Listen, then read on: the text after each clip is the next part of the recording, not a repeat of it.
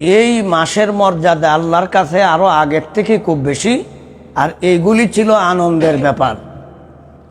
আল্লাহ মুক্তি দিছে, এটা আনন্দের ব্যাপার। যদি পাহাড়ে নৌকাটাকে ঠাই দিলে এটা আনন্দের ব্যাপার। আল্লাহ আসমান থেকে সর্বপ্রথম বৃষ্টি বর্ষণ করছেন মুহররমের 10 তারিখ, এটা আনন্দের ব্যাপার। হযরত দাউদ আলাইহিস সালামের তওবা কবুল করেছেন, এটা আনন্দের ব্যাপার। হযরত দাউদ আলাইহিস সালাম, হযরত আদম আলাইহিস সালামের তওবা কবুল করেছেন এই তারিখ, এটা আনন্দের ব্যাপার। সুতরাং একটাই মাত্র মর্মান্তিক ঘটনা ঘটেছে, এটাও উনার জন্য আনন্দের ব্যাপার। যিনি শহীদ হয়েছেন উনার জন্য আনন্দের ব্যাপার। বাকি রইল এই দিনটা ইতিহাস হইল কিভাবে।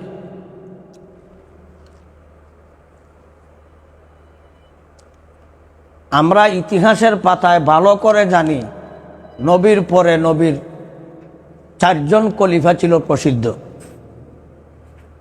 সর্বশেষ খলিফা হযরত আলী রাদিয়াল্লাহু তাআলা আনহু। উনি ইন্তেকালের পরে ওনার বড় ছেলে হাসান, উনি কিন্তু খলিফা হয়েছিলেন মুসলিম জাহানের। তাহলে মুসলিম জাহানের 5ম খলিফা হলেন হযরত হাসান। হাসান কিন্তু বড় আর হুসাইন হইল ছোট, তাহলে 5ম খলিফা। উনি রয়েছিলেন মাত্র 6 মাস। যেহেতু এটা ইতিহাসের পাতায় গণাত নাই, পরিপূর্ণ 1 বৎসর না হইলে একজনরে বাদশাহ ধারণা করা যায় না। এই কারণে যেহেতু গণার বাহিরে, এই কারণে ওনাকে খলিফা ধরা হয় না, অথচ উনি খলিফা। উনি খেলাফতি বয়স থাকার পরেও তিনি ছেড়ে দিলেন কেন? আল্লাহ রসুলের একটা হাদিস বাস্তবায়ন হয়েছে। হযরত হাসানের মাধ্যমে রসুলের একটা হাদিস স্বর্ণাক করে বাস্তবায়ন হয়েছে হযরত হাসানের মাধ্যমে। রসুল বলেছিলেন, আমার উম্মত বড় 2টা দলে বিভক্ত হবে, আর আমার এক উম্মতের মাধ্যমে এই 2টা খণ্ডকে একত্রিত করা হবে। তখন হাসানের মাধ্যমে এই 2 খণ্ডকে একত্রিত করা হয়। কিভাবে? হযরত মক্কা আর মদিনার মানুষেরা হযরত হাসানকে খলিফা মানল, এক বাক্যে একটা মানুষও বিরোধী নাই। অপর দিকে দামেস্কের মানুষ হযরত মুয়াবিয়াকে এক বাক্যে খলিফা মেনে নিল। এখন তো দেশটা 2 ভাগে বিভক্ত হয়ে গেল। একজন খলিফার অধীনে থাকলে এক দেশ এক ভাগে বিভক্ত থাকে, আর খলিফা যখন এক রাষ্ট্রে 2 জন হয় তো রাষ্ট্রটা 2 ভাগে বিভক্ত হয়। তাহলে রাষ্ট্রটা যেহেতু 2 ভাগে বিভক্ত হয়ে গেছে, কাজেই অসুন্দর দেখা যায়। এই অসুন্দরটাকে সুন্দর করার জন্যে হযরত হাসান নিজের স্বেচ্ছায় খেলাফতি ছেড়ে দিয়া হযরত মুয়াবিয়ার হাতে তুলে ধরে দিলেন। মুয়াবিয়াকে বললেন যে 2টা রাষ্ট্রে, এক রাষ্ট্রে 2 জন খলিফা হওয়া আর রাষ্ট্র একটা ভিন্ন 2 রাষ্ট্রে রূপান্তরিত হওয়া, এটা মুসলিম সমাজের জন্য মানায় না। কাজেই আমি আমার খেলাফতি স্বেচ্ছায় ছেড়ে দিলাম। স্বেচ্ছায় যখন উনি ছেড়ে দিলেন, তখন হযরত মুয়াবিয়ার ছেলে ইয়াজিদ অত্যন্ত ভালো লোক ছিল। এর মতন ভালো লোক আর সমাজও দ্বিতীয়জন ছিল না। এত সুন্দর আর এত ভদ্র আর এত জাননেওয়ালা বাবা হযরত মুয়াবিয়ার মতোই জাননেওয়ালা। অনেক উলামায়ে কেরাম ওনার মতে একমত, এমনকি সাহাবায়ে কেরামও ওনার মতে একমত। হযরত আলীর চাইতেও রাষ্ট্র পরিচালনার ক্ষেত্রে হযরত মুয়াবিয়ার মেধা ছিল বেশি। তেরা রাষ্ট্র পরিচালনার ক্ষেত্রে মুয়াবিয়ার মেধার কোনো তুলনা নাই। হযরত মুয়াবিয়া চিন্তা করে দেখলেন, আমার ছেলে অর্থ হেও খুব ভালো। কাজেই পরবর্তীতে উনি মারা যাওয়ার আগ মুহূর্তে খেলাফতের দায়িত্ব ওনার ছেলের হাতে অর্পণ করে গেলেন। এটা তখনকার সময় ছিল শুধু খালি দামেস্কে, ইয়ামনের অন্তর্গত। এই জায়গাতে হে খেলাফতি পাওয়ার পরে যখন ওই হে খেলাফত পাইল, রাজার হের কাছে যখন ক্ষমতা পাইল, তখন এমন কোনো জিনিস নাই যে হালালটারে হারাম করছে না আর হারামটারে হালাল করছে না। একদিকে হে মদ ফানে জড়িত, আরেকদিকে বেঠিবাজিতে জড়িত, আরেকদিকে যত জাতের গুনাহ আছে সব জাতের গুনায় লিপ্ত, তার বিরোধিতা করার মতন কেউ নাই। এই সংবাদ যখন হযরত হুসাইনের কাছে আসলো, আর এত জানে যে আমার বাবারে যেহেতু স্বেচ্ছায় দিয়ে গেছে, পরবর্তীতে তো ক্ষমতা তার কাছেই আসবে, তখন হে মদিনাত অনেকগুলি মানুষ লাগাইয়া রাখছে যে তারে নিমারণ যায়, তারে মানলেই অনাহাসে আমার হাতে খেলাফতিটা আসবে। ওই সুযোগে মুনাফিকরা ষড়যন্ত্র কইরা হযরত হাসাইনকে বিষফান কইরা মারল। রইল হুসাইন। হুসাইন দেখলেন খেলাফতি পাওয়ার পরে এ যে পরিমাণ অযোগ্য হইছে, তার কাছে যদি গোটা রাষ্ট্রের খেলাফতি দেওয়া হয়, রাষ্ট্রের জনগণের 12টা বাজাইব। এই উদ্দেশ্যে হযরত হুসাইন বললেন, না, আমি তারে খলিফা মানি না। তখনকার সময় মদিনাতে 3 জন আব্দুল্লাহ ছিল। একজন হলো আব্দুল্লাহ ইবনে জুবাইর, আরেকজন ছিলেন হযরত আব্দুল্লাহ ইবনে উমর, আরেকজন আব্দুল্লাহ ইনি আবার মদিনায় ছিলেন না, উনি মক্কাতেই ছিলেন। ওনার নাম ছিল হযরত আব্দুল্লাহ ইবনে আব্বাস। তাইলে আব্দুল্লাহ ইবনে জুবাইর, আব্দুল্লাহ ইবনে উমর, এরা দুজন মদিনায় ছিল। এরা বললেন তার খেলাফতি আমরা মানি না। তার প্রতিনিধিরা ইয়া যখন এদের কাছে বলে, বারবার পিড়াপিড়ির পরে এরা কয় আর মদিনার থাকার দরকারই নাই, জায়গা আমরা মক্কায়। তখন এরা 2 জন চলে গেলেন মক্কায়, আর হযরত হুসাইন রাদিয়াল্লাহু তাআলা আনহু ছিলেন মদিনায়। মদিনায় থাকাকালীন হাসান রাদিয়াল্লাহু তাআলা আনহু যখন খেলাফত ওনার হাতে, তখনও কুফা আর বসরা থেকে অনেকগুলি চিঠি এসেছিল যে আমরা কিন্তু আপনারই চাই, আমরা কিন্তু আপনারই চাই, আপনি স্বেচ্ছায় দিয়ে দিলেও আমরা ওনারে মানি না। হযরত মুয়াবিয়া জীবদ্দশায় ওনার কাছে চিঠি আসছিল, তখন উনি এদের চিঠিতে কর্ণপাত দেননি। পরবর্তীতে হযরত হুসাইনের কাছেও অগণিত চিঠি আসছে, মতান্তরে বিভিন্ন জায়গাতে পাওয়া যায়। কেউ বলেছেন 150, কেউ বলেছেন 1200, কেউ বলেছেন 1800। এইভাবে অগণিত চিঠি নাম দৈরা দৈরা আসার পরে তখন তিনি এই জায়গার মধ্যে এরার ফিরাফিরির কারণে আর মদিনায় রইলেন না, মদিনা থেকে চলে গেলেন। তখন কুফাতে ছিল তার একজন গভর্নর, আর বসরাতে ছিল তার একজন গভর্নর, আর মদিনার মধ্যেও ছিল তার মনোনীত একজন গভর্নর ইয়াজিদের।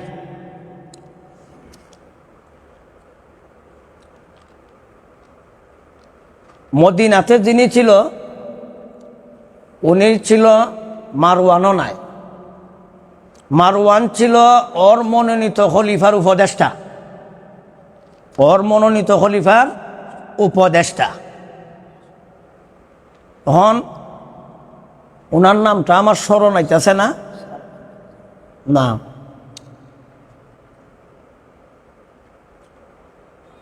শেষ পর্যন্ত তিনি এখান থেকে চলে গেলেন মক্কায়। মক্কাতে চলে যাওয়ার পরে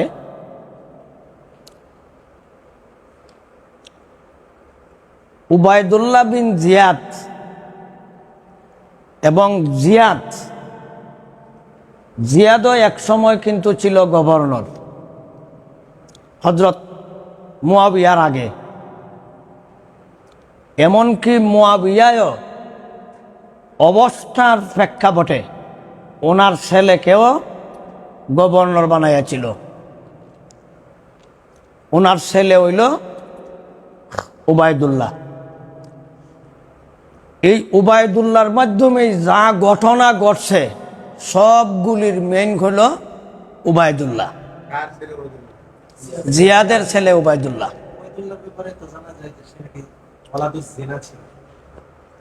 আমি এগুলি পাইছি না, তবে মুসলমান।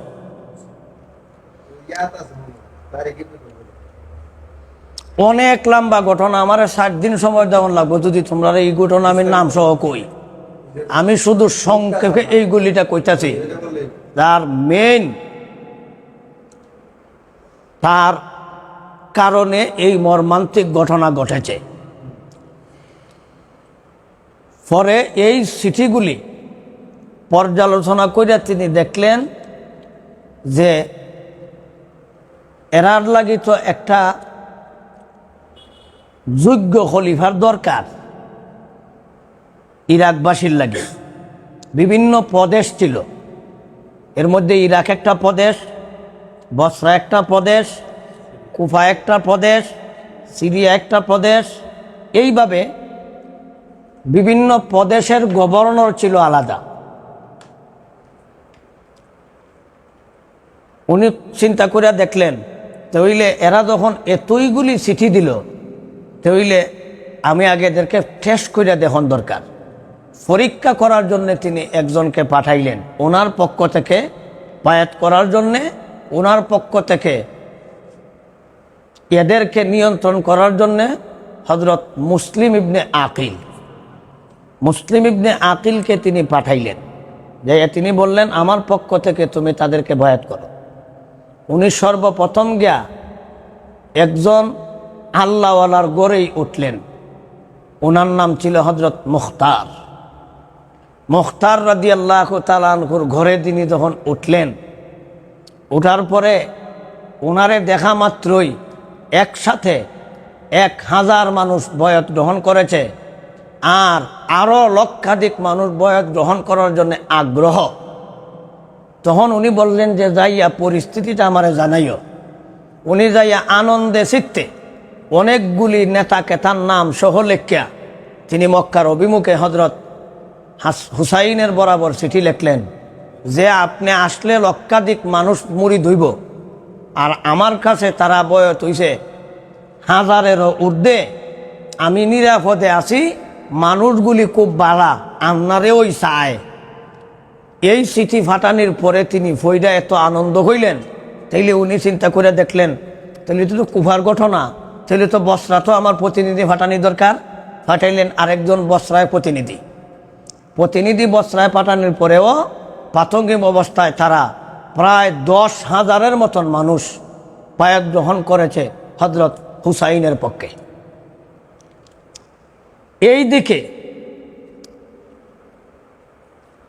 এই যে তার উপদেষ্টা মারওয়ান বিভিন্ন খবরাবর ওই ইয়াজিদের কাছে পাঠায়। শেষ পর্যন্ত যখন ঘটনা গোলাটে করবেটা কি, আর হে কিন্তু আগের থেকেই উবাইদুল্লাহ বিন জিয়াদকে বাবা জেতা থাকতেই বলা হইতো না। হে মনে মনে সিদ্ধান্ত নিছিল যদি আমি কোনোদিন ক্ষমতা পাইতে তোমারে চাইজ করাম। এখন চাইজ করবো দূরের কথা, নিজের ক্ষমতায় যাওয়ার উপক্রম ওহন কোনটা করত। তখন চিন্তা না করিয়া কোনো সময় ওনার বাবা রাজনৈতিকের বেলায় পরামর্শ করতেন ওনার একটা গোলামের সাথে, 4 জন এই গোলামের সাথে পরামর্শ করল এখন আমি কি করতাম পারি। তখন উনি বললেন তোমার বাবাও আমার সাথে মাঝে মধ্যে পরামর্শ করছে, তুমি আমার পরামর্শটা তোমার মনের বিরুদ্ধে যাইব, মানবা? বলে বলেন। তাহলে যেই উবাইদুল্লাহ বিন জিয়াদকে তুমি গভর্নরের পদ থেকে প্রত্যাহার করতে চাইছো, শুধু তো বর্তমানে আছে কুফার, আমি চাইছি তারে কুফা বসরার গভর্নর বানাই দাও। অনেক কইল এটা কেমনে হয়, বলে এইটাই আমার পরামর্শ। এখন আর ক্ষমতা টিকাইয়া রাখতে হইলে বিরুদ্ধে লোক সারা রাখার আর কোনো বাউ নাই। শেষ পর্যন্ত ওই গোলামের পরামর্শ এর বরাবর চিঠি লিখল, আমি আজকের থেকে তোমারে 2 প্রদেশের গভর্নর বানাই দিলাম। একদিকে হ্যাঁ আনন্দ, আর একদিকে হইল জিদনি মিটায়। এটাও এক টেনশনে পড়ছে উবাইদুল্লাহ বিন জিয়াদ, আমরাইলে আমার এই 2 ক্ষমতা দিত কেন। শেষ পর্যন্ত না লোক পাঠাইয়া দেখলো ঠিকই বানাইছে, তখন হে 2 প্রদেশের ক্ষমতা কইয়া তখন হে একদিকে বসরার বার্তাবাহকরে হত্যা করলো, আর মানুষকে সতর্ক করে দিল জানো তো আমি খার ঘরের বালা কইরা জান্য, আমি কিন্তু একজন রেজিতা রাখতাম না, এই ঘোষণা দিয়ে এই চিন্তা করলো তাইলে আমি এখন কুফা যাইতইব। কুফা তো ঘটনা আরও বিকট। তখন কুফা আসার যে সময় আসলো, এই সময় এরা অপেক্ষায় আছিল যে এই সময় তো হুসাইন রাদিয়াল্লাহু তাআলা আনহু আসবেন। আর বাটফারে এই সময় ফাঁকরি বান্ধা হুসাইনের সুরত ধরে গেছে, যাতে মানুষের প্রাথমিক অবস্থায় টের না হয়। আর এদের ঘটনা পর্যবেক্ষণ করার জন্যে যে কতজন মানুষে হুসাইনরে মানে আর কতজন ইয়াজিদরে মানে, এই ঘটনাটা জানিয়ে লাগবে তার সুরতে।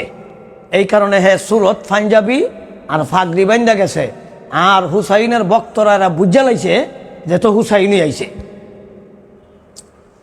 তখন ছিলেন আপাতত গভর্নর হজরত নোমান বিন বশির। নোমান বিন বশির ছিলেন গভর্নর। উনি ছাদের উপরে তাইখা উনি হজরত হুসাইন মনে করে বললেন যে ভাই, আপনার জন্যে কুফা এটা উপযোগী নয়, সসম্মানে চলে যান। এখন বারবার যখন কইতাছে, এখন ওয়েও বুঝা লাইছে যে নোমান ইবনে বশিরত্ব দেখা যায় তারই ভক্ত, যারে গভর্নর বানানি হইল। তখন মাথার ফাঁক দিয়ে কইলা কইতাছে, ওই নিমক হারাম, আমি হুসাইন না, আমি তোমরা আসলটা, আমি আসল গভর্নর। এখন উবাইদুল্লাহ বিন জিহাদে তখন এদেরকে বলে দিল, মুসলিম ইবনে আকিল কোথায় আছে, তালাশ কইরা বার করো। মুখতারের ঘর থেকে টের খাইয়া তিনি চইলা গেলেন হানির ঘরে। হানির ঘরেও থাকতে পারলেন না। মসজিদের মাইকে যাইয়া ঘোষণা দিছে, যার ঘরেই পাওয়া যাইব তারই হত্যা করা হবে, ক্ষমতা তো তার কাছে। শেষ পর্যন্ত হানির ঘরের ভিতরে এক জায়গায় লুকায়িত ছিলেন। শেষ পর্যন্ত এখানেও থাকলেন না, চইলা গেলেন রাত্রের বেলায় একজন বৃদ্ধ লোকের ঘরে দরজা খোলা ছিল। ওনারা যাইয়া বললেন যে আপনি আমাকে শুধু রক্ষা করেন। তখন ওই বৃদ্ধ লোকের ছেলে যাইয়া জিয়া উবাইদুল্লাহর কাছে যাইয়া বইলা দিছে যে মুসলিম ইবনে আকিল আমরার ঘরও আছে। শেষ পর্যন্ত ওনারেও ধরা হইল, আর হানিরেও দইরা বুড়া বেড়ারে সহ এক জায়গায় বন্দি করা হইল। কিছুদিন পরেই এদেরকেও হত্যা করা হয়। এমনিই না, শেষ পর্যন্ত তিনি দেখলেন আর কোনো উপায় নাই, তখন তিনি যুদ্ধ কইরা উনি এদের সাথে অনেক সময় টিকেছিলেন, শেষ পর্যন্ত টিকতে পারেননি। না পারায় উনি শহীদ হয়ে গেলেন। তখন তিনি বলেছিলেন, দেখো তোমরা যে এই জাতের গাদ্দারি করবা এটা আমি জানি না, তবে আমি তোমাদের কাছে আমি যাইব, একটা শর্ত, আমার হুসাইনে এই সংবাদটা জানে না যে তোমরা যে গাদ্দার, তোমরা যে আমার সাথে গাদ্দার এটা করছো, শুধু খালি সংবাদটা পৌঁছাইয়া দেও যে হুসাইন যাতে করে আয় না। প্রথমে কইছিল যে আসিল এদের লিডার, কইছিল ঠিক আছে আমি বইলা দিব, বলছে ঠিকই কিন্তু লেইটে কইছে। এর ভিতরে এদেরকে শহীদ করা হইল। আর উনিও ওনার সপরিবারে প্রায় ৭২-এর মতো, প্রায় ২৫০-র মতো ভিন্ন রেওয়ায়ত আছে, এদেরকে নিয়ে তিনি রওনা দিলেন। রওনা দেওয়ার পরে তখন ইয়াজিদের এক ভাই ছিল হুর বিন মুয়াবিয়া। হুর বিন মুয়াবিয়া, মুয়াবিয়ার ছেলে শুধু খালি ইয়াজিদ আছিল না, আর এক ছেলে আছিল হুর। হেরে সেনাপতি বানাইয়া ১,০০০ লোক দিয়ে ফাটাইল, যেন পাওয়া যাইব তিনি আটক করবায়। তখন রাস্তার মধ্যে দেখা হয়। দেখা হওয়ার পরে দুজন একত্রিত হইয়া কইল, আমি যুদ্ধ করার জন্য আসিনি, হত্যা করার জন্য আসিনি, আসছি শুধু আপনাকে বাধা দেওয়ার জন্য। তখন তিনি বললেন, এই সময় কথাবার্তায় জোহরের আজানের টাইম, আজান হয়ে গেছে। তখন হজরত হুসাইন কত সরল মানুষ, দুশ্মনরাও কইলেন যে তোমরা কি একাই নামাজ পড়বেন, আমরা সাথে জমাতে শরিক হইবে? কইল একা পড়তাম না, আপনাদের সাথে শরিক হইব। এক জমাতে নামাজ পড়লেন। নামাজ পড়ার পরে তিনি বললেন, দেখলে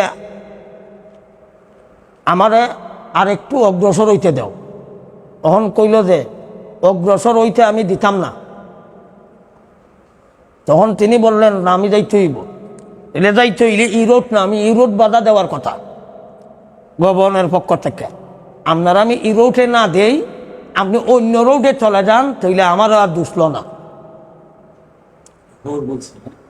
হুরে আমারও দুষল না। পরামর্শটা হেউই দিছে, পরামর্শটা সুন্দর।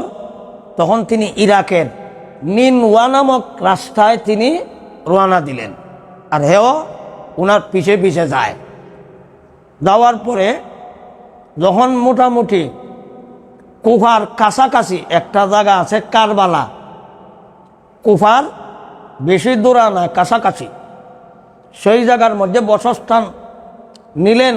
আর হুর কইল যে হুজুর আপনারে আর যেতে দেওয়া যাবে না, আপনারে আদেশ হইল হয়তো বন্দি করা, নাইলে আপনি তার খেলাফতি মান্য নেওয়া, আপনি বয়াত কইরা লাইন তার কাছে সসম্মানে আপনারা নিব।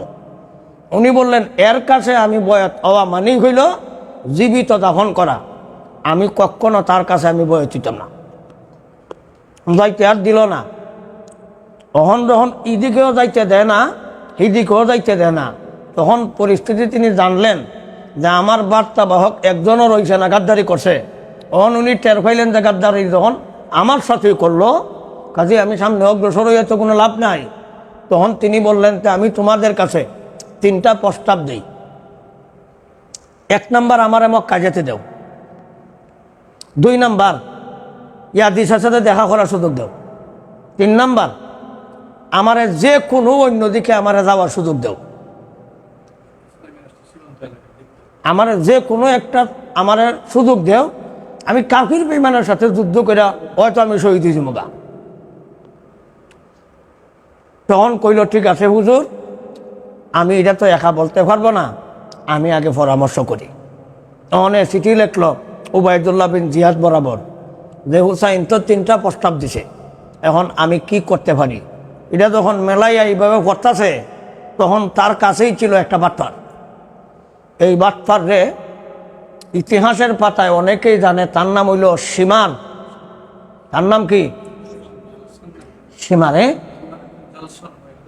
সীমার না,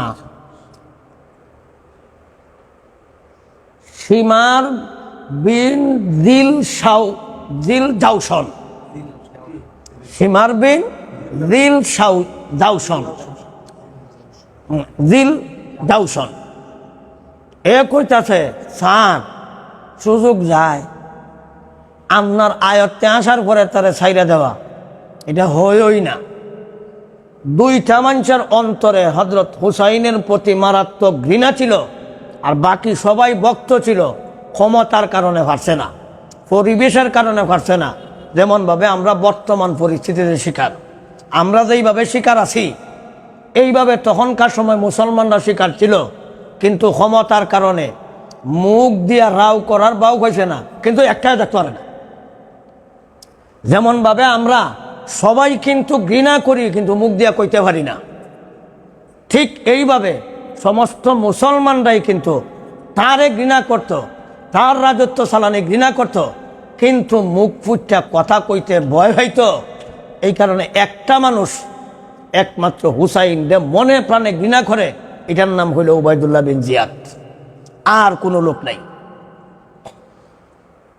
তখন এই সীমারের পরামর্শ চিঠি লেখল, আপনারে হয়তো মাথা আনার কথা কইছি, আর না হইলে তারে জীবিত দৈরে আনার কথা কইছি। আপনার সাথে হের সাথে তো আপনি লেওয়াজও করার কথা কইছি না, আপনি তো ঘটনা লম্বা করে লিতেছেন। তখন এ চিঠি ভাইয়া কইল, হুজুর আমি অফারক, আর না হইলে আরেকজনরে ক্ষমতা দিব, আমার হাত থেকে ক্ষমতাটা নিয়া এই সীমারে ক্ষমতা বানাই লিব। কাজেই হুজুর আপনার সাথে যুদ্ধ করই লাগব। আমি চাইছিলাম না যুদ্ধ করতাম, বাধ্য হয়েছি যুদ্ধ করতে। শেষ পর্যন্ত আরেক প্রদেশের গভর্নর বানাইয়া পাঠাইছিল 4,000 সৈন্য দিয়া। ওনার নাম হইল আমর ইবনে আস। এই আমর বিন সাদ, এই আমর বিন সাদ রে উনি রাস্তায় এই ঘটনা দেখলেন। তখন তিনি বললেন যে হুজুর ঘটনা কি? বলে ঘটনা এটা, ঘটনা যদি এটা হয় তা আমি তো এই দায়িত্বে নাই। এমত অবস্থায় উবাইদুল্লাহ বিন জিয়াদ তার বরাবর খবর পাঠাইল যে আপনি যখন ঘটনার দ্বারো এবং বাস্তব দেখতেছেন, আপনার সৈনিক হননা নিয়া অনযুদ্ধের কাজে লাগাইন। এখন সেটা আমার দায়িত্ব নাই। বলে যদি তুমি এই যুদ্ধ এর সাথে না করো তাহলে তোমার ফদ বাদ। এই ফদের লোভে এবার সারায় হযরত হুসাইনের সাথে যুদ্ধ করতে রেডি হয়েছে। শেষ পর্যন্ত কথাবার্তা লম্বা আলোচনা হয়েছে। কেন? হযরত হুসাইন ভাষণ দিলেন, তোমরা কি আমারে চিনো? আমারে বুঝো? তোমরা যে আমার সাথে যুদ্ধ করতায়, আমারে তোমরা হত্যা করতায়, আমি কি তোমাদের সাথে শত্রুতামি করছি? আমি কি তোমাদের ক্ষতি করছি? আমি কি ক্ষমতার লোভী? আমি কি তোমাদেরকে গালি দিছি? আমি কি কারোর সাথে ষড়যন্ত্র করছি? তাহলে তোমরা আমার হত্যা করবা কেন? তোমরা কি নবীজির কাছ থেকে শুনছো না হাসান আর হুসাইন নেতা হবে? তোমরা কি জানো না আমার অঙ্গ প্রত্যঙ্গে রসুলের ছোঁয়া আছে? তোমরা কি জানো না আমি হযরত আলীর ছেলে? তোমরা কি জানো না রসুলের খলিজার টুকরা খাতুনে জান্নাত ফাতেমার ছেলে? তাহলে তোমরা আমার সাথে যুদ্ধ করো কোন বিবাকে? তোমাদের বিবাকে কি বাঁধলো না? তোমাদেরকে একটু লজ্জা শরমও লাগলো না? রসুলের প্রতি কি তোমাদের কোনো ভয়ভীতি নাই? রসুল এত বড় ভাষণ দেওয়ার পরে তখন ইয়াজিদের ভাই দাঁড়াইয়া কইল, হুরে যে হুজুর আমি আপনার পক্ষ দিলাম, এতদিন আপনার বিরোধী ছিলাম, আমি আপনার পক্ষ হইয়া যুদ্ধ করবো, যে যুদ্ধ করা চাইব আমি তাদের ফাল্টা যুদ্ধ করব। এখন বলেন হুজুর আমি প্রতিদান কি পাইব? হুসাইন জবাবে দিলেন, তুমি যেভাবে বর্তমানে আজাদ, আল্লাহ হাসরের মাঠেও তোমার আজাদ করে দিব। কারণ তোমার নাম হুর, হুর শব্দের অর্থ আজাদ। তুমি যেমন ভাবে স্বাধীন, তুমি সেই দিন জান্নাতেও যাইবে স্বাধীনভাবে। এই কথা শুই না ওই ব্যক্তিও হুসাইনের পক্ষে আইসা গেল। তখন হুসাইনের কথা হইল আমার পক্ষ থেকে কোনো দাঙ্গা না। তখন আমর ইবনুল আস ইবনে সাদ তখন হে সর্বপ্রথম তীর মারল। আর হে কইল আল্লাহর কসম খাইয়া কই তোমরা সাক্ষী থাকো, যুদ্ধটা আমি বাজাইছি, হুসাইনের পক্ষে নয়, যুদ্ধটা বাজাইলে আমি বাজাইছি, যা শাস্তি আমার হইব। এই যুদ্ধ শুরু হয়। শেষ পর্যন্ত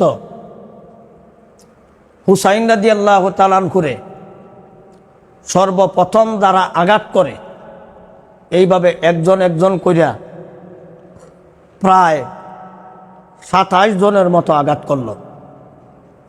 33টা আঘাত পাওয়া গেল তলোয়ারের, 33টা আঘাত পাওয়া গেল বল্লমের। শেষ পর্যন্ত ওনার কল্লাটা পর্যন্ত দ্বিখণ্ডিত করা হয়। করার পরে এই কল্লাটা যখন জিয়াদের কাছে নেওয়া হয়, এই সময় জয়েদ ইবনে আরকম রাদিয়াল্লাহু তাআলা আনহু ছিলেন। তখন জিয়াদ, উবাইদুল্লাহ বিন জিয়াদে একটা লাঠি নিয়া হযরত হুসাইনের দাঁত বরাবর এইভাবে আঘাত করে, অথচ মৃত দেহ এক জায়গায়, কল্লা আরেক জায়গায়। ওই মৃত দাঁতের মধ্যে যখন আঘাত করে, তখন হযরত জয়েদ ইবনে আরকম বললেন, এই কাজটা আপনার জন্য উচিত হয় নাই। আপনি যে এই দাঁতের মধ্যে আপনি আবার লাঠির দিকে আঘাত করে বেয়াদবি করেছেন, এই বেয়াদবির কারণে আল্লাহ আপনাকে ছাড়বেন না। এই মৃত কল্লাতে আঘাত, দাঁতের মধ্যে আঘাত, হযরত জয়েদ ইবনে আরকাম তিনি ওনার কান্না রাখতে পারেননি। উনি যখন কান্না শুরু করলেন, তখন এই মজলিস থেকে তিনি বের হয়ে গেলেন। বের হওয়ার পরে তিনি বদদোয়া করছে, আল্লাহ এই বিচারটা যেন আমি দেখে মরতে পারি। শেষ পর্যন্ত ফানির রাস্তা বন্ধ, পলায়নের রাস্তা বন্ধ, মহিলাদেরকে নিরাপদ। এর মধ্যে একজন ছিলেন হুসাইন রাদিয়াল্লাহু তাআলা আনহুর ছেলে, উনিও ছিলেন নিরাপদে। শিশু, এই কারণে মহিলাদের হেরো ছিলেন, উনি বেঁচে গেলেন।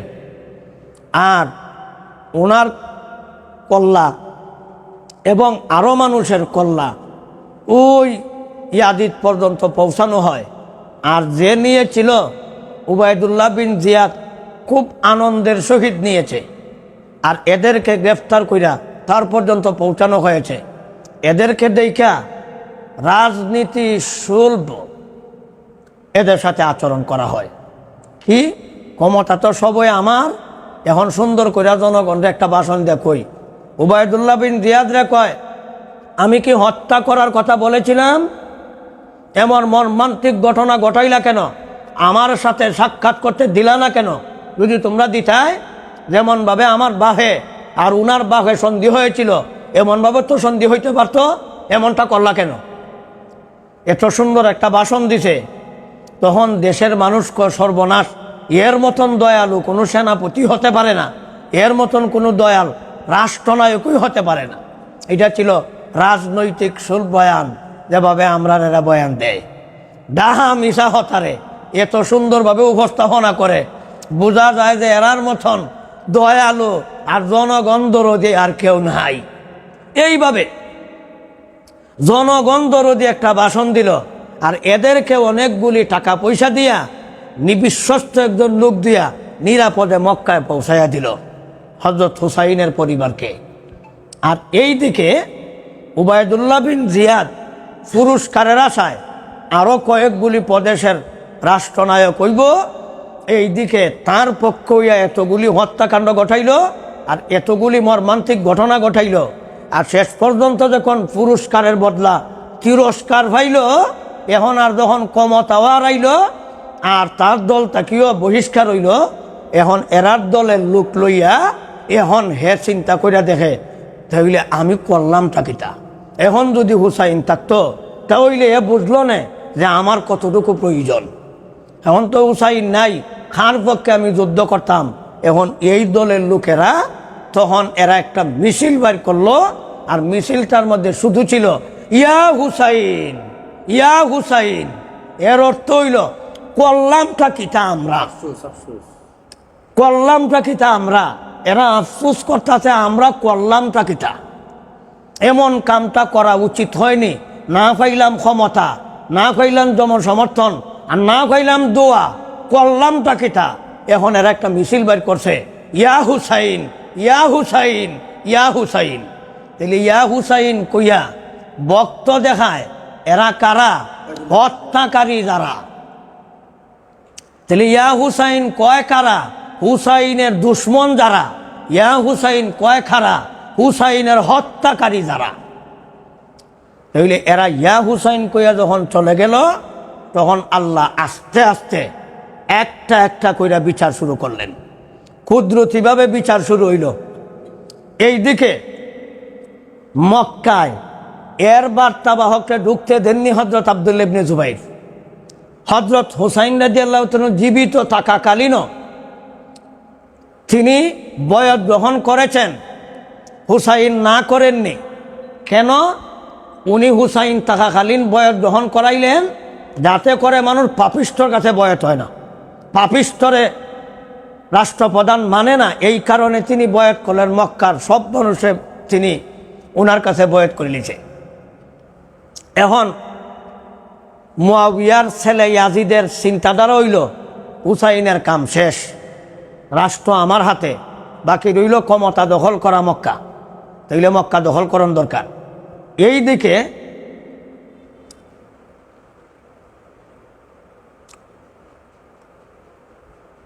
মুখতার ওনারা কিন্তু মারা হয়নি।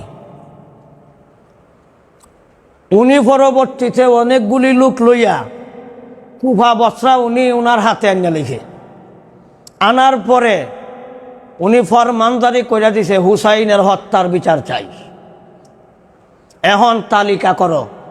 এইভাবে হুসাইনের হত্যায় যারা জড়িত ছিল এদের তালিকা করা হইল। শেষ পর্যন্ত এদের আপনজনের সামনে এদেরকে হত্যা করা হয়। এইভাবে বিচার অনুষ্ঠিত হয়। শেষ পর্যায়ে উবাইদুল্লাহ বিন জিয়াদকে যেমনভাবে হত্যা করা হইল, আর একজন মুসলিম সেনাপতি ওনাকে ধরাশয় করার পরে ওনার শিরুচ্ছেদ করা হয়। শিরচ্ছেদ করার পরে অনেকগুলি কল্লাকে একত্রিত করা হয়। এর আযাবটা কেমনভাবে দুনিয়াতেই শুরু। কোথা থেকে অদৃশ্য একটা সাপ আসলো, অনেকগুলি কল্লাকে স্পর্শ করলো, করার পরে উবাইদুল্লাহ বিন জিয়াদের কল্লায় দিয়া ঢুকলো, নাকে দিয়া প্রবেশ করলো, আবার মুখে দিয়া ঢুকে নাকে দিয়া প্রবেশ করে। এইভাবেই এই সাপ আর যায় না, তার কল্লার মধ্যেই থাকে।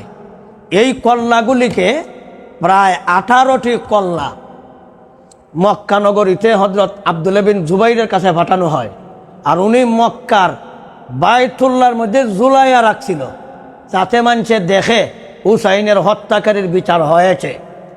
উবাইদুল্লাহ বিন জিয়াদের কোয়া হলো, নাম লেখা লেখা হয়েছে এ উবাইদুল্লাহ বিন জিয়াদ। সাপটা পর্যন্ত ছিল। সাপটা তার মুখে দিয়ে ঢুকলো কেন? হে যে একটা লাঠি দিয়ে বেয়াদবি করছিল, তার ফলাফল। এইভাবে একজন একজন একজন একজন করিয়া সবাইকে ওই আল্লাহর গজবে ধরল। এক বিজ্ঞ ব্যক্তি ওনারা দিকে নিল যে আপনার চেহারা এত কালো কেন? উনি বলল যে ভাই, আমি মক্কা মদিনার মধ্যে সবথেকে সুন্দর লোক ছিলাম।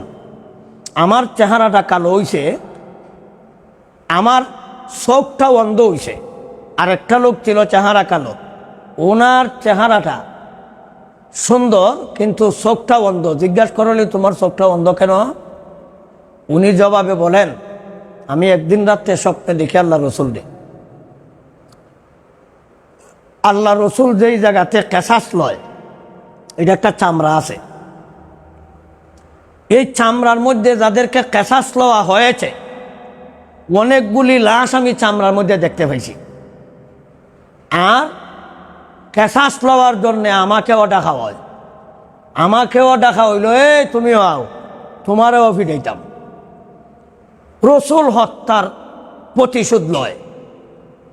এমত অবস্থায় রসুলের হাতে তলোয়ার আর এতগুলি মানুষের কল্লা কাটিয়া হুসাইনের পরিবর্তে যারা হুসাইনকে হত্যা করেছিল এদেরকে রসুল হত্যা করতেছে। আর শেষ পর্যন্ত হত্যা করার জন্য আমারও ডাকছে। দেখার পরে আমি গেছি, আর এখান থেকে একটা লাশ আমার চোখ বরাবর এইভাবে রাখা দেওয়া হয়েছে। এরপর থেকে সকালবেলা আমি চোখে আর দেখি না, আমি অন্ধ। আরেকজনের দিকে নিয়ে হইল, তুমি কি? বলে আমিও ছিলাম হত্যাকারী। এইভাবে আস্তে আস্তে আস্তে আস্তে আস্তে আস্তে যে জায়গায় আঘাত করছিল, যেভাবে আঘাত করছিল, একটা মানুষ আর জীবিত রইল না, সব তীরে এখানে মারা হইল। শেষ পর্যন্ত ক্ষমতা আব্দুল্লাহ বিন জুবাইরের কাছেই গেল। আব্দুল্লাহ বিন জুবাইরও আস্তে আস্তে এদের প্রতিশোধ নিলেন। সর্বশেষ কথা হইল, এইভাবেই এই মর্মান্তিক ঘটনা কারবালার জমিনে সংগঠিত হয়। হযরত হুসাইন রাদিয়াল্লাহু তাআলা আনহু এতগুলি বুজুর্গ মানুষের পরামর্শ শুনলেন না কেন? কেন চলে গেলেন কারবালায়? তিনি তো বুদ্ধিমান, জানেন যে কুফাবাসী গাদ্দার বাপের সাথে গাদ্দারি করছে, বসরাবাসী গাদ্দার, এরা গাদ্দারি করছে বাপের সাথে। তাইলে তিনি এতগুলি জানার পরেও এতগুলি আপনজনের বাধা আপত্তি উপেক্ষা করে তিনি চলে গেলেন কেন? উত্তরে হাদিস শরীফ আল্লাহ রসুল বলেন, যখন এরা দুনু সন্তান অর্থাৎ আমার নাতি, এরা যখন কান্নাকাটি করছে ঈদের জামার জন্য, মার কাছে যাইয়া পায়নি, বাবার কাছে যাইয়া পায়নি, তখন মায় জিজ্ঞাসা করলো, বলো তো দেখি তোমাদেরকে সবচাইতে বেশি মায়া করে কে? বলে আমরা নানা। বলে নানা কি জানো? মায় কইতাছে, নানা কি জানো? লানা হইল দুনু জাহানের বাচ্চা, তোমরা যাইয়া নানার কাছে জামা কো। এরা খুব আনন্দে চিত্তাইয়া কইল, আজকে আমরা একটা জিনিস নতুন উনছি নানা। বলে কি? আমনে বিলে দুনু জাহানের বাচ্চা, তাইলে আমরা কাপড় ভাই না কেরে, আমনে আমরা ঈদের নতুন জামা দেই। এখন আল্লাহ রসুল ওহন কইছে দি, আমি জামা হইতাম কু? এ সময় কইছে রসুলের গরুই বাত নাই। এখন রসুল নাও করতেছে না, হাও করতেছে না, কিন্তু দুজাহানের বাচ্চা এটা স্বীকার করছে। এখন যদি দুজাহানের বাচ্চা যদি কয় আমার ঘরে কাহন না, তে হানাই, তখন এরা কইব এইছে আমনেও মিশা হতা কোন বাচ্চা হইলে টেহা তাহে না কেমনে। এখন রসুল চিন্তায় পড়লেন, যদি আমি কই টাকা নাই তাইলে দুনো জাহানের বাচ্চা এরা দুজনে অস্বীকার করে নিব, তাহলে আপনি কের বাচ্চা? বাচ্চার কাছে টেহা তাহে না, কে বাচ্চা? অহন আল্লাহ রসুল এমন একটা টেনশনও পড়লেন। এই টেনশন দূর করার লাগে আল্লাহ জিব্রাইলকে পাঠাইলেন, যাও আমার নবীরে তোমরা যাইয়া সান্ত্বনা দেও। আর বেশটা কি, দুইটা জামা নিবা একটু পরে যাইয়া আমার মুহাম্মদুর রাসূলুল্লাহ আমার বন্ধুরে গিয়া কও যে নাতিরে কইতো কোন জাতের কাপড় পছন্দ হয়। এরা তোটা পছন্দের প্রয়োজন আছে, জিগা পছন্দটা কিটা। এখন জিগাইলেন, হাসান তুমি কোন জামা পছন্দ করো? বলে না না আমার পছন্দ হইল সবুজ। হুসাইন তুমি কি জাত জামা নিতাই? বলে না না আমার জামা লাল। রসুল বললেন ঠিক আছে তোমরা জামা মঞ্জুর। এরা খুব আনন্দ। যখন এরা চলে গেল জিব্রাইল রইলেন, হুজুর দুইজনে দুই জাতের জামা পছন্দ করছে, কারণ জানুননি? বলে আমি কারণ দিকে ধরতাম। বলে এইখানেও ঘটনা আছে। বলে এইখানের গঠন হইল, যেই ব্যক্তি সবুজ জামা পছন্দ করেছে সবুজ রঙের বিষ খাওয়াইয়া উনাকে মারা হবে।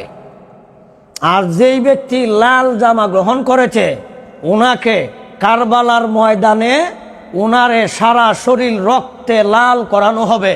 এই কারণে উনি লাল জামা গ্রহণ করেছে। তাইলে বোঝা গেল পূর্বাভাস আগের থেকেই দেওয়া। তাই ঘটনাটা যে ঘটবে আগের থেকেই দেওয়া, এটা সহিহ হাদিস, এতে কোনো গলত নাই। ইবনে কসির ওয়ালায় আনছেন বেদায়াওয়ান নেহায়াত, লম্বা চড়া ঘটনা আছে। তাইলে এই ঘটনা আমরা কি শিক্ষা? হুর হ্যাঁ বেটা পাক্কা মুসলমান রইল, জান্নাত গেল।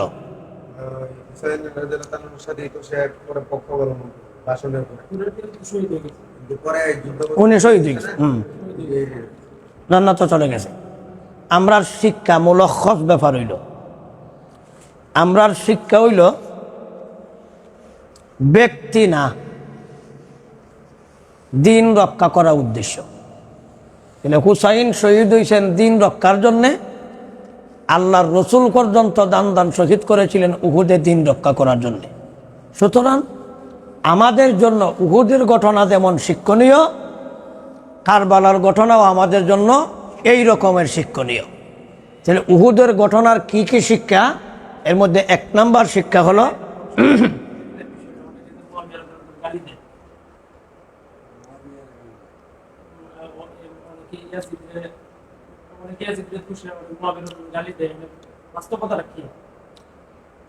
মুআবিয়া রাদিয়াল্লাহু তাআলা আনহুর কোনো ফাট হতে হইতে পারে না, ওটার তো কোনো ফাট হই নাই।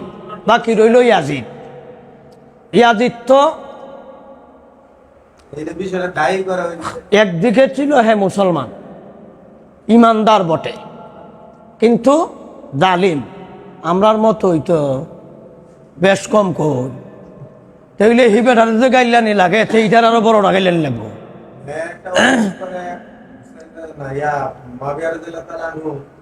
পরামর্শ ছাড়া নিজের সন্তানের উপর এতটা বিশ্বাস করে কেন নিজেই ক্ষমতা দিয়ে দিলেন? উনি কার সাথে পরামর্শ করতেন? উনি নিজেই মুস্তাহিদ। উনার মতন আর বড় কোনো লোকও নাই। এক যারা সমালোচক তাদের কথা হলো যে উনি তো স্বৈরাচারের মতো ক্ষমতা দিয়ে স্বৈরাচার